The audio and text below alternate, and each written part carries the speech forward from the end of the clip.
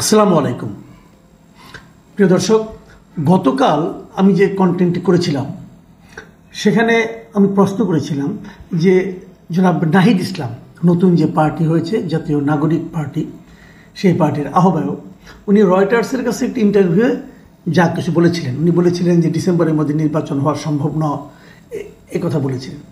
তো সেটা নিয়ে আলোচনা করতে যে ওটা নিয়ে আলোচনা করেছিলাম, উনি ওখানে আরও অনেক কিছু বলেছিলেন, সেগুলো নিয়ে আমি খুব একটা কথা বলিনি, কারণ একটা বলতে যেয়ে অনেক সময় চলে গেল। তো আজকে উনি একটা প্রেস কনফারেন্স করেছেন বিকেলে। সেই প্রেস কনফারেন্স উনি বলেছিলেন যে ডিসেম্বরের মধ্যে নির্বাচন সম্ভব নয়, এভাবে বলিনি।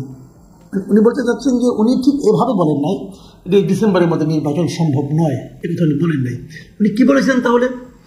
উনি বলেছেন যে ওনার কথাটা হুবহু পড়ে শোনাই।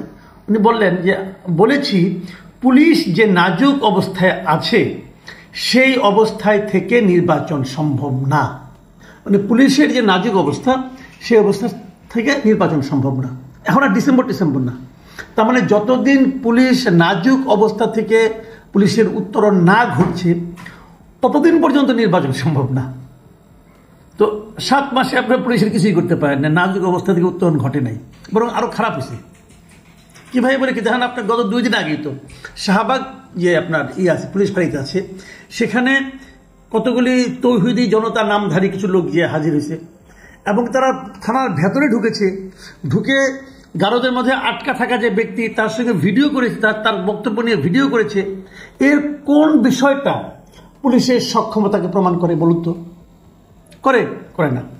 পুলিশের অবস্থা তো আরও খারাপ, এবং আগামী 6 মাস পরে পুলিশের অবস্থা খারাপ হবেই, আরও খারাপ হতে পারে। কারণ যত এদের দাপট বাড়বে তত পুলিশের অবস্থা খারাপ হবে, কারণ পুলিশ তো জানে না যে তাদের পক্ষে কে আছে। সরকার কি পুলিশের পক্ষে আছে এটা তো পুলিশ জানে না। কিন্তু পুলিশ কেন তার অবস্থাকে ভালো করার চেষ্টা করবে নিজের জীবনের রিস্কে? কেউ তো করবে না। অথবা ধরা যায় এই পুলিশের অবস্থা যদি আরো 1.5 বছর পরেও ঠিক না হয়, মানে আগামী বছরের জুনেও যদি ঠিক না হয়, তাহলে কি তখনও নির্বাচন হবে না? মানে নির্বাচন হওয়া না হওয়ার সঙ্গে পুলিশের অবস্থা ভালো না হওয়ার কোনো সম্পর্ক আছে? যদি পুলিশের অবস্থা ভালো না হয় তাহলে আর্মি নামবে, আর্মি নির্বাচন কন্ডাক্ট করবে। নতুন গভর্নমেন্ট যখন আসবে হয়তো এমনও তো হতে পারে যে এই অন্তর্বর্তীকালীন সরকারের যে ক্যারেক্টার, সেই ক্যারেক্টারের কারণেই পুলিশের অবস্থা ভালো হচ্ছে না, এটাও তো হতে পারে। পুলিশের মনোবল ভালো হচ্ছে না এই গভর্নমেন্টের ক্যারেক্টারের কারণে। যদি এটা হয় তাহলে তো নতুন গভর্নমেন্ট আসলে ক্যারেক্টার ভালো হয়ে যাবে। তাহলে নতুন গভর্নমেন্ট আর একটা পলিটিক্যাল গভর্নমেন্ট আনার ব্যবস্থা করতে হয় আমাদের। সেটা আমরা কীভাবে করতে পারি? যদি পুলিশ দিয়ে আপনি না করতে পারেন তো আর্মি নামান, আর্মি ইলেকশনটা কন্ডাক্ট করবে, এতে তো আমি কোনো সমস্যা দেখি না, বরঞ্চ সেটা আরো বেটার ইলেকশন হবে। তো আর্মি তো আমার দেশেই আছে, এটা তো বিদেশ থেকে আমদানি করতে হবে না। তো এগুলো কি আসলে মোদ্দা কথা হলো নির্বাচনকে দেরি করিয়ে দেওয়ার একটা গরিমসি ভাব। আচ্ছা ঠিক আছে, আমি এটা ধরলাম না, উনি যেটা বলেছেন সেহেতু এটা নিয়ে আমার মানে কোনো বক্তব্য নাই। আমি আরেকটা পয়েন্টে আসি, যেটা কালকে আমি বলিনি, যে কথাটা কালকে আমি বলিনি। ওনার রয়টারের ইন্টারভিউ কিন্তু আরেকটা বিষয় এসেছিল। সেই বিষয়টা হলো উনি বলেছিলেন যে কিছু ধনী মানুষ আমাদেরকে অর্থ সাহায্য করছে, সেটা দিয়ে তারা করবে। এবং তারপরে আরও বলেছিল যে আমরা গণ সহযোগিতা নেব, মানুষের কাছ থেকে গণ চাঁদা যেটাকে বলা হয়, ক্রাউড ফান্ডিং যেটাকে ইংরেজিতে বলা হয়, তার মাধ্যমেও আমরা আমাদের অর্থ সংগ্রহ করার চেষ্টা করছি। এটা কিন্তু কালকে তিনি বলেছিলেন। ওইটার ব্যাপারেও উনি কি বলেছিলেন ওটা আমি আর এখন বিভিন্ন পত্রপত্রিকা যেটা পেয়েছি সেটা আর পড়ে শোনাচ্ছি না। উনি কি দাবি করেছেন সেটা আমি বলি। নাহিদ ইসলাম বলেন যে রয়টার্সের ইন্টারভিউতে কিছু মিসকোট হয়েছে। আমি বলেছিলাম যে আমাদের আর্থিক বিষয়ে সমাজের যে সচ্ছল মানুষ বা শুভাকাঙ্ক্ষী রয়েছেন তারা মূলত আমাদের সহযোগিতা করে। আমরা একটা ক্রাউড ফান্ডিং এর দিকে যাচ্ছি, অনলাইন এবং অফলাইন কেন্দ্রিক। এই হলো মূলত বক্তব্য।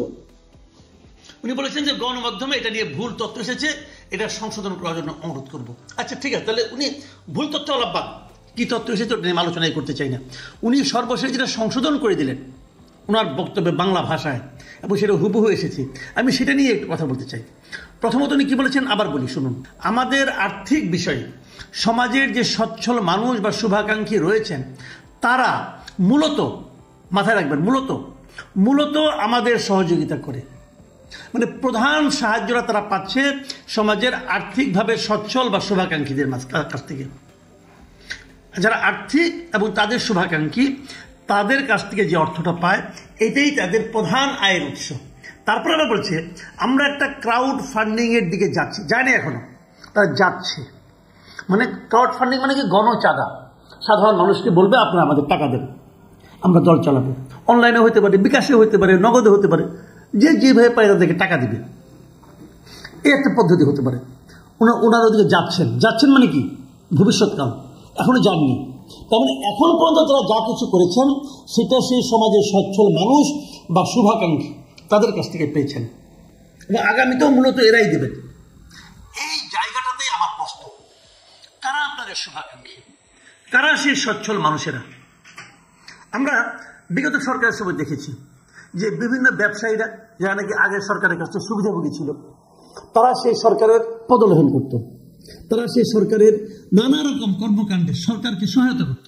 এমনকি যখন জুলাই আন্দোলন চলছিল তখনও এই ব্যবসায়ীরা শেখ হাসিনাকে নানাভাবে পরামর্শ দেওয়ার চেষ্টা করেছে যে কিভাবে আন্দোলনকে কন্ট্রোল করা যায়, আন্দোলনকে দমিয়ে রাখা যায়। সেই পরামর্শ কিন্তু এই ব্যবসায়ীরা দিয়েছিল। তাদের বিপুল অর্থ তারা সরকারের সহযোগিতায়, সরকারের আশকারায় ব্যবসার নামে লুণ্ঠন করেছে। নানা মানুষের কাছ থেকে তারা লুণ্ঠন করেছে, ব্যাংক লুট করেছে, ব্যাংকের টাকা নিয়ে বিদেশে রপ্তানি করেছে। এই ব্যবসায়ীরা করেছে। তার একটা তালিকাও হয়েছে, নতুন গভর্নমেন্ট এসে একটা তালিকাও করেছে। 10 জন ব্যবসায়ী নাম আমরা দেখতে পাচ্ছি। এই 10 জন ব্যবসায়ী বেক্সিম গ্রুপ আছে, বসুন্ধরা আছে, ওরিয়ন গ্রুপ আছে, সামিট গ্রুপ আছে, এরকম আরো নাবিল গ্রুপ আছে, এরকম 10টা কোম্পানি আছে তাদের নাম, যারা নাকি মানে শিরোমণি, মানে দুর্বৃত্তের পনার মাথায় শীর্ষস্থানে অবস্থান করছে এই 10টা প্রতিষ্ঠান। এখন আমি নাহিদ ইসলামকে বলব, বুকে হাত দিয়ে বলুন, এই 10টার কারো কাছে কি আপনার কাছ থেকে আপনার জানেন টাকা নেন নাই? এই 10টার কেউ কি আপনাদের শুভাকাঙ্ক্ষী আছে? আপনি বলবেন নাই। আমি আপনার কথা বিশ্বাস করব না। কেন করব না? করব না এই কারণে, বিভিন্ন কারণ আছে বিশ্বাস না করা। আমি ওই কারণগুলিতে যাচ্ছি না। আমি আপনাকে বলবো যে আমি আপনার কথা বিশ্বাস করব তখন যখন আপনি সমস্ত শুভাকাঙ্ক্ষীদের নাম ঘোষণা করবেন, নাম প্রকাশ করবেন। আপনি বলুন আপনাদের শুভাকাঙ্ক্ষী কারা, নাম বলতে অসুবিধাটা কি? তারা তো এই দেশেরই লোক। যদি তারা বিদেশের লোক হয়, যদি ইন্ডিয়ার লোক হয়, তাহলে আমি বলবো যে আপনি ইন্ডিয়ার টাকায় করতেছেন, পলিটিক্স করতেছেন। যদি পাকিস্তানের লোক হয় বলবো আপনি পাকিস্তানের টাকায় পলিটিক্স করতেছেন। যদি ট্রাম্পের লোক হয় তো বলবো ট্রাম্পের টাকায় আপনি পলিটিক্স করতেছেন। যদি বসুন্ধরা আমাদের থাকে তাহলে আমি বলবো আপনি বসুন্ধরার টাকা পলিটিক্স করতেছেন। বলতে পারবো না? পারবো। আমি জিনিসটা বলতে চাই, আপনি বলুন যে কারা আপনাকে টাকা দিচ্ছে, সেই শুভাকাঙ্ক্ষীদের নাম বলুন। কে কত টাকা দিচ্ছে তাও নাম বলুন। সেই টাকাটা কি ব্ল্যাক মানি নাকি হোয়াইট মানি? তাদেরকে আপনি কোনো রসিদ দিয়েছেন? রসিদ নিয়ে চাঁদা নিয়েছেন, নাকি ডান হাতে দিয়েছে বাম হাতে পকেটে ঢুকিয়েছেন, আবার সেখান থেকে দলের জন্য বের করার সময় অর্ধেক পকেটে রেখেছেন, অর্ধেক দলকে দিয়েছেন? কোনটা? এই জিনিসগুলো আমি সন্দেহ করবো ভাই। আমি এই দেশের নাগরিক, আমি সন্দেহ করব। আপনাকে যতক্ষণ পর্যন্ত না আপনি নিজের অবস্থানটা পরিষ্কার না, আপনি পরিষ্কার করার লোক। আপনি তো আপনার নিজের ইনকামের কথা পরিষ্কারভাবে বলেছেন, আপনি আপনার ব্যাংক অ্যাকাউন্টের কথা বলেছেন, আপনি আপনার ফ্যামিলির কথা বলেছেন, তো আপনি আপনার দলের কথা বলতে পারবেন না কেন? বলেন। আমরা শুনতে চাই, আমরা আপনাকে ভালোবাসতে চাই। আমাদের সেই ভালোবাসার সুযোগটা করে দেন। আপনি ট্রান্সপারেন্ট হন। ট্রান্সপারেন্ট হলে এক লাফে আপনার দলের জনপ্রিয়তা অনেক দূর এগিয়ে যাবে। আওয়ামী লীগ বিএনপি ট্রান্সপারেন্ট দল না ভাই। আমরা তাদের বিকল্প একটা দল খুঁজতেছি। আমরা সেই দলটাকে আপনাকে ভাবতে চাই। আপনি আমাদেরকে হেল্প করুন। এই সাহায্যটা আপনাকেই করতে হবে। আর যদি করতে না পারেন তাহলে তো সেই আপনি গড্ডালিকা প্রবাহে গা ভাসালেন। আগে এই সমস্ত দুর্বৃত্ত ব্যবসায়ীর কাছ থেকে আওয়ামী লীগ বিএনপি নিয়েছে, এখন আপনারা নেওয়া শুরু করলেন। তাহলে যেই লাভ সেই কদু, আমাদের লাভটা কী হলো? জনগণের ভাগ্যের তো কোনো পরিবর্তন হলো না। আমি আপনাকে আহ্বান করব, আপনারা অতি দ্রুত এতদিন যত টাকা পেয়েছেন সব টাকার হিসাব পাবলিক ডোমেইনে অনলাইনে আপনারা ওপেন করে দেন। কার কাছ থেকে কত টাকা পেয়েছেন, প্রত্যেকটা নাম, প্রত্যেকের নামের তার কোন ব্যবসা প্রতিষ্ঠান এবং তার কাছ থেকে কত টাকা পেয়েছেন তার একটা হিসাব দেন। যদি কাউকে 10 টাকা পান সেটাও বলেন, অমুক আমাকে 10 টাকা দিয়েছে বলেন। আমরা হিসাবটা চাই আপনার কাছ থেকে। আপনি কয় টাকা তুলেছেন, কয় টাকা খরচ করেছেন, অথবা কয় টাকা আপনার লোকজন মেরে দিয়েছে সেটাও আমি জানতে চাই। প্রিয় দর্শক, নতুন দলের কাছে আমাদের চাহিদা সবসময় বেশি থাকবে। নতুন দলের কাছে আমাদের প্রত্যাশা নতুন প্রত্যাশাই থাকবে। সেই নতুন প্রত্যাশা যদি নতুন দল না মেটাতে পারে তো নতুন দলের সঙ্গে পুরাতন দলের কি পার্থক্য রইল? আল্লাহ হাফিজ।